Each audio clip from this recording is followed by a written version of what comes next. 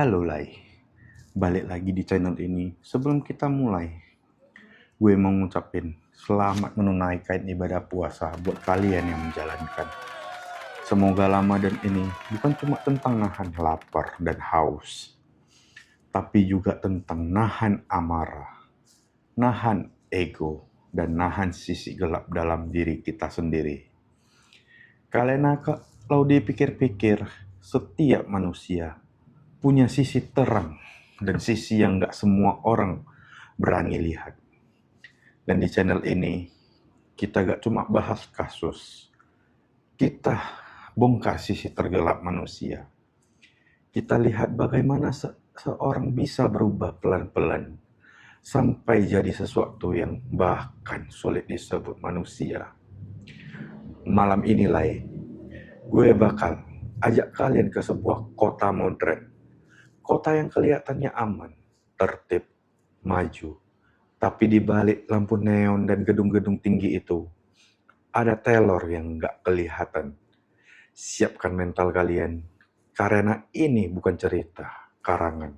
Ini kisah nyata. Gue Pang Siong, dan inilah adalah kisahnya.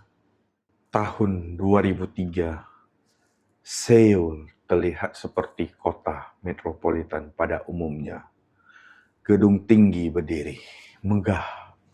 Kehidupan malam berjalan tanpa rasa takut. Tapi tanpa siapapun sadar, ada seseorang yang sedang berburu. Bukan perampok, bukan gangster, tapi pria biasa yang menyimpan kebencian yang luar biasa. Namanya Yo Yong Chul. Ini bukan sekedar kisah pembunuhan. Ini tentang kebencian, tentang dendam, tentang bagaimana manusia bisa berubah jadi monster.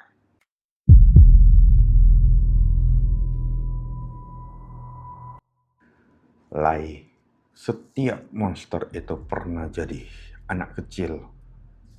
Yo lahir pada tanggal 18 April 1970 di lingkungan miskin. Sejak kecil, hidupnya penuh kekerasan. Ayahnya keras, rumahnya bukan tempat aman. Kemiskinan bikin dia tumbuh dengan rasa rendah diri dan tidak percaya diri. Di sekolah, biasa saja, gak menonjol, gak diperhatikan. Tapi di dalam dirinya, kemarahan mulai tumbuh. Remahnya dipenuhi pencurian, penipuan, keluar masuk penjara. Hukuman gak bikin dia kapok, justru bikin dia makin benci sama dunia. Terutama pada orang kaya. Lingkungan keras, trauma masa kecil, dan tanpa figuran panutan. Semua itu pelan-pelan membentuk pikirannya. Dan gak ada yang nyangka anak itu kelak jadi salah satu pembunuh paling mengerikan dalam sejarah Korea Selatan. Dan ini baru awal Sebelum kasusnya terbongkar, Yo sebenarnya sudah sering berurusan dengan hukum. Pencurian, perampokan, dan keluar masuk penjara. Tapi tahun 2004, polisi mulai sadar ada yang gak beres. Ada pola korban dari kalangan tertentu, metode yang mirip, dan semuanya mengarah pada satu orang. Tapi sebelum itu kita masuk ke pembunuhan pertamanya ya.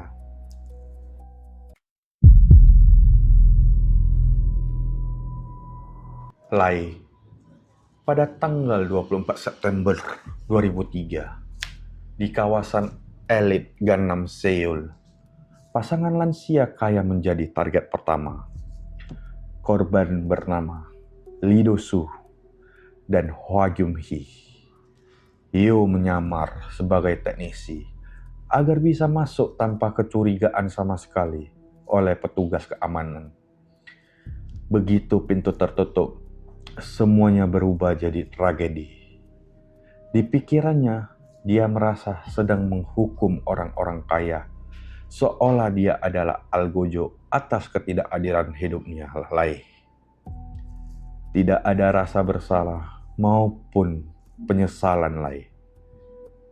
Dan yang paling mengerikan Lai, setelah berhasil sekali, dia mengulanginya lagi.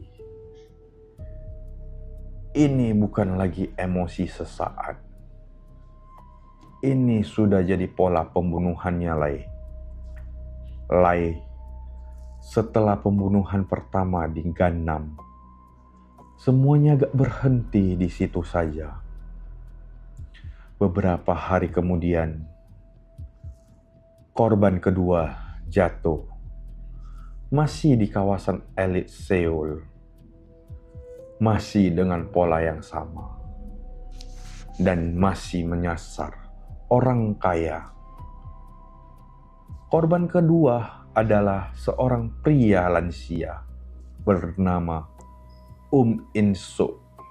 Ia tinggal di Gugidong, daerah yang dikenal sebagai lingkungan orang-orang berada. Modusnya gak berubah Lai. Dia datang dengan penyamaran. Berpura-pura sebagai teknisi atau petugas layanan. Masuk tanpa kecurigaan sama petugas keamanan. Lalu menyerang di dalam rumah korban sendiri. Di titik ini, pola mulai terbentuk. Kita masuk ke korban ketiga. Pada bulan Oktober 2003, lokasi berpindah ke Samseodong. Masih di Seoul, korban kembali seorang lansia dari keluarga berada. Namanya tidak banyak dipublikasi ke media, tapi yang jelas, targetnya tetap sama. Rumah besar, orang tua, kawasan elit. Dan yang bikin merinding Lai, metodenya persis sama seperti metode yang pertama kali dan kedua kali. Penyamaran masuk dengan tenang, eksekusi di dalam rumah. Ini bukan lagi kebetulan. Ini sudah jadi pola berburu. Dan kita masuk ke korban keempat Lai. Akhir Oktober 2003. Masih sekitar kawasan Gangnam. Masih menyasar lansia dari keluarga kaya. Di sini, polisi mulai sadar kasus-kasus ini bukan peristiwa terpisah. Ada satu orang yang sama, satu pola yang sama, dan satu kebencian yang sama Lai. Dan pelakunya masih bebas berkeliaran di luar sana. Kita masuk ke korban kelima Lai. Pada November 2003, kawasan elit lain di Seoul kembali menjadi lokasi pembunuhan berantai. Korban lagi-lagi seorang lansia dari keluarga berada. Lai, di titik ini semuanya sudah terasa sistematis. Target dipilih dengan perhitungan. Waktu ditentukan dengan tenang. Rumah-rumah mewah justru jadi sasaran empuk.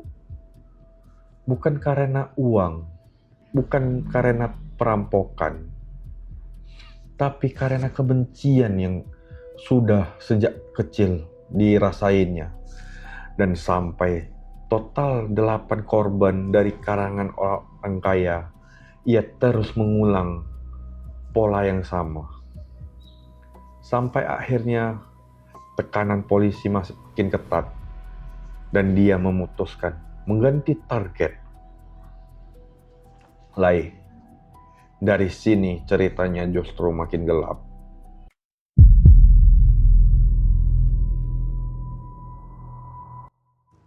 Lai, Setelah 8 orang kaya terbunuh, tekanan mulai terasa. Patroli polisi diperketat. Sketsa wajah tersebar di seluruh Seoul. Kawasan elit di Seoul mulai diawasi lebih ketat oleh kepolisian. Dan disinilah semuanya berubah. Awal Maret 2004, Yo Young-chul mengganti targetnya. Bukan lagi rumah mewah, bukan lagi pasangan lansia. Kini sasarannya adalah perempuan pekerja seks. Korban pertama dipanggil ke apartemen sewaannya di distrik Mapo. Sebuah tempat yang terlihat biasa dari luar, tidak mencurigakan, tidak menyeramkan. Perempuan itu datang untuk bekerja lay. Ia tidak tahu bahwa itu adalah perjalanan terakhirnya. Lay, di dalam apartemen kecil itulah pola baru dimulai. Tak ada lagi penyamaran sebagai teknisi. Kini ia memanggil korban langsung ke wilayah kekuasaannya sendiri. Pintu tertutup. Tidak ada saksi mata. Tidak ada yang mendengar suara jeritan atau minta tolong. Pembunuhan pertama terhadap pekerja seks itu menjadi titik balik paling mengerikan. Karena setelah itu, ia sadar sesuatu. Target ini lebih aman. Lebih jarang langsung dilaporkan hilang. Lebih mudah untuk diulang. Dan benar saja lain. Dalam hitungan bulan, korban berikutnya terus bertambah. Dari kebencian pada orang kaya, berubah menjadi dendam pribadi pada perempuan. Dan sejak saat itu, teror tidak lagi terjadi di rumah-rumah mewah. Tapi di balik pintu apartemen sederhana itulah, di tengah kota yang masih sibuk dengan kehidupannya,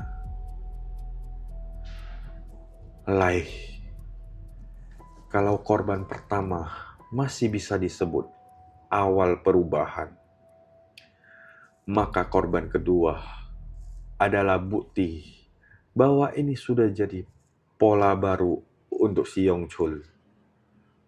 Masih di awal 2004. Masih di apartemen sewaannya di distrik Mapo, Seoul. Ia kembali menghubungi agen pijat. Menggunakan nomor yang sama, nada yang tenang, tanpa emosi. Seorang perempuan kembali datang. Datang untuk bekerja Datang tanpa tahu bahwa ia sedang melangkah ke dalam perangkap si Young-chul ini disinilah yang mengerikan. Karena berbeda dengan target, orang kaya yang ia masuki dengan penyamaran, sekarang ia tidak perlu berpura-pura lagi. Korban datang sendiri ke ruang yang sudah ia kuasai sepenuhnya. Pintu kamar terkunci. Tidak ada saksi mata yang melihat. Dan tidak ada suara minta tolong yang keluar dari dalam kamar tersebut. Dan setelah korban kedua ini, ia sadar bahwa metode ini jauh lebih aman baginya. Lebih sedikit resiko, lebih sedikit perhatian dari kepolisian, lebih banyak kendali. Dari sinilah pembunuhan terhadap pekerja seks terus berulang Bukan lagi sekedar kebencian sosial, tapi sudah menjadi dorongan yang jauh lebih gelap, Lai. Dan yang paling mengerikan, semuanya terjadi di tengah kota yang masih terlihat normal. Lai, kalau korban pertama dan kedua masih seperti percobaan, maka korban ketiga adalah bukti bahwa dia sudah merasa percaya diri. Masih di tahun 2004, Lai. Masih di apartemen sewaannya di Mapo, Seoul. Nomor yang sama kembali digunakan. Panggilan yang sama. Alur yang sama. Seorang perempuan datang tanpa tahu bahwa dua orang sebelum dirinya sudah tidak pernah keluar dari tempat itu, Lai. Lai, di titik ini semuanya sudah terasa dingin. Bukan lagi emosi, bukan lagi ledakan kemarahan, tapi kebiasaan. Ia sudah tahu harus melakukan apa. Ia sudah tahu bagaimana menghilangkan jejak. Ia sudah tahu bahwa korban seperti ini jarang langsung dilaporkan hilang oleh keluarganya. Dan itu membuatnya semakin berani. Korban ketiga ini menegaskan satu hal. Ini bukan lagi kebencian spontan. Ini sudah menjadi sistem. Sebuah pola yang diulang tanpa rasa takut. Tanpa ada penyesalan sama sekali. Dan yang paling mengerikan, Lai, semuanya terjadi di kota yang masih terlihat aman, Lai. Tidak ada yang tahu bahwa di balik satu apartemen biasa, sebuah sirkus kematian sedang berjalan. Dan inilah kita masuk ke bagian 5, penangkapannya.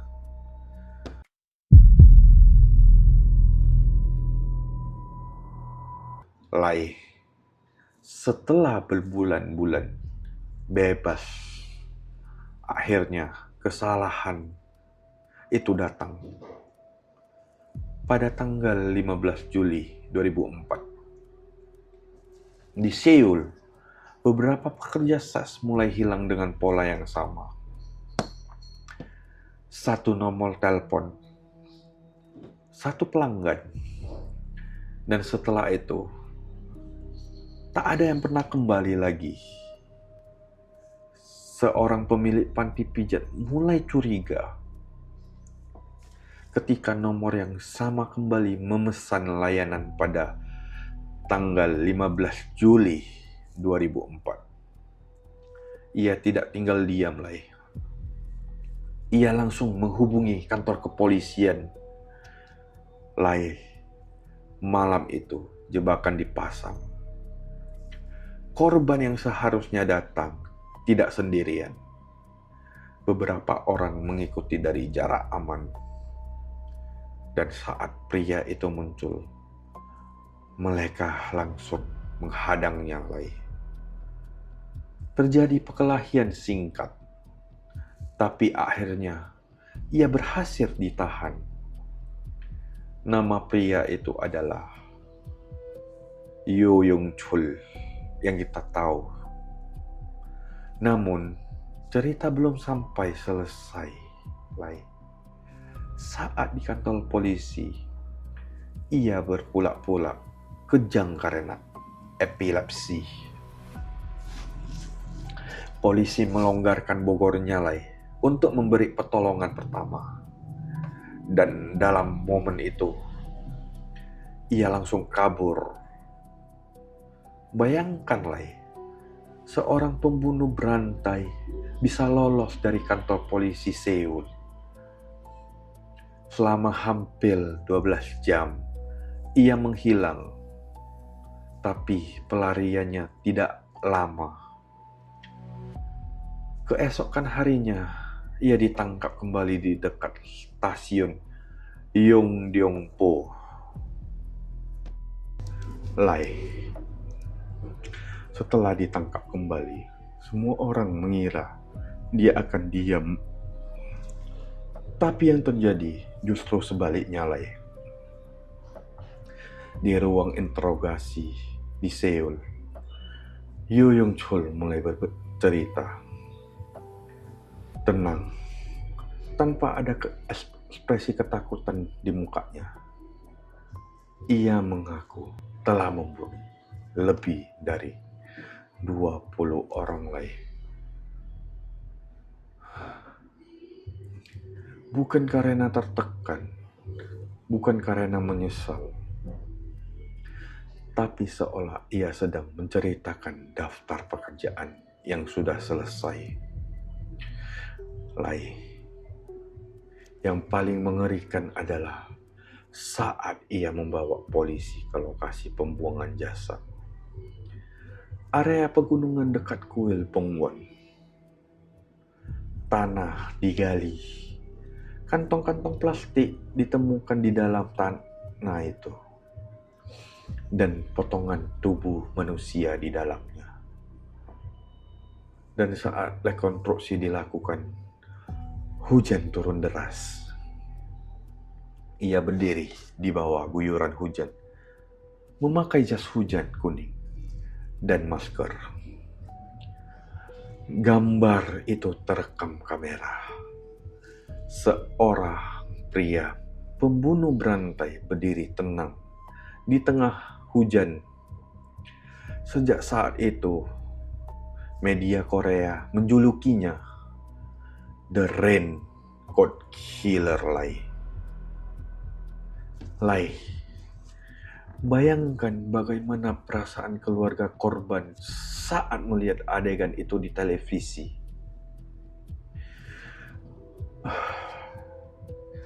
Bukan hanya kehilangan, tapi juga menyaksikan pelaku berdiri tanpa rasa bersalah.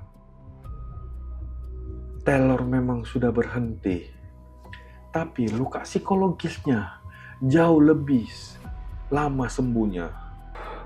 Lai, setelah pengakuan demi pengakuan, setelah lokasi jasad ditemukan, setelah publik Korea Selatan diguncang, akhirnya persidangan digelar di Seoul. Ruang sidang dipenuhi wartawan. Keluarga korban hadir dengan luka yang belum sembuh. Di kursi terdakwa duduk Yoo Yong Chul, tenang, tanpa ada emosi yang keluar dari dirinya. Pada tanggal 13 Desember 2004, hakim menjatuhkan vonis hukuman mati kepada dirinya untuk 20 pembunuhan yang terkonfirmasi. Lai, secara hukum itu adalah hukuman tertinggi. Tapi disinilah ironinya, Lai. Meskipun divonis mati, hingga sekarang hukuman itu belum pernah dilaksanakan sama sekali. Karena Korea Selatan sudah menerapkan moratorium eksekusi sejak 1997.